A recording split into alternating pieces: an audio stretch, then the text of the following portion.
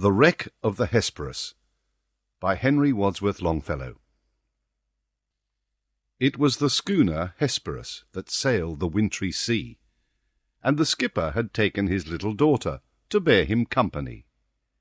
Blue were her eyes as the fairy-flax, her cheeks like the dawn of day, and her bosom white as the hawthorn buds that ope in the month of May.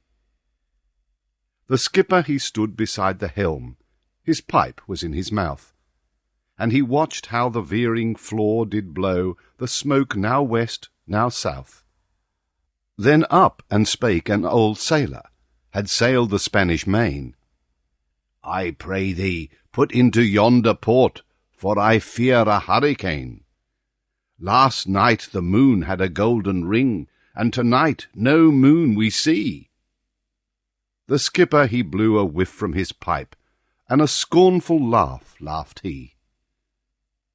Colder and colder blew the wind, a gale from the north-east. The snow fell hissing in the brine, and the billows frothed like yeast.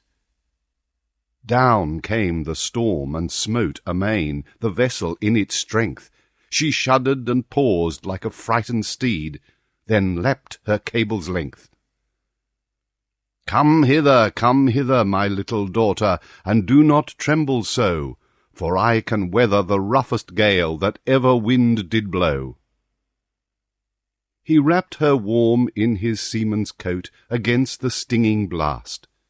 He cut a rope from a broken spar, and bound her to the mast. "O father, I hear the church bells ring. O say, what may it be?" "'Tis a fog bell on a rock-bound coast," and he steered for the open sea. "O father, I hear the sound of guns. O say, what may it be?" "Some ship in distress that cannot live in such an angry sea." "O father, I see a gleaming light. O say, what may it be?" But the father answered never a word. A frozen corpse was he. Lashed to the helm, all stiff and stark, with his face turned to the skies, the lantern gleamed through the gleaming snow on his fixed and glassy eyes. Then the maiden clasped her hands and prayed that saved she might be, and she thought of Christ who stilled the wave on the lake of Galilee. And fast through the midnight dark and drear, through the whistling sleet and snow, like a sheeted ghost the vessel swept towards the reef of Norman's Woe. And ever the fitful gust between, a sound came from the land. It was the sound of the trampling surf on the rocks and the hard sea sand.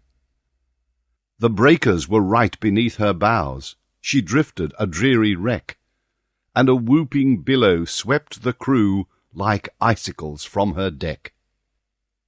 She struck where the white and fleecy waves looked soft as carded wool, but the cruel rocks, they gored her side like the horns of an angry bull. Her rattling shrouds, all sheathed in ice, with the masts went by the board. Like a vessel of glass, she stove and sank. Ho, ho, the breakers roared. At daybreak, on the bleak sea beach, a fisherman stood aghast, to see the form of a maiden fair, lashed close to a drifting mast. The salt sea was frozen on her breast, the salt tears in her eyes, and he saw her hair like the brown seaweed on the billows fall and rise.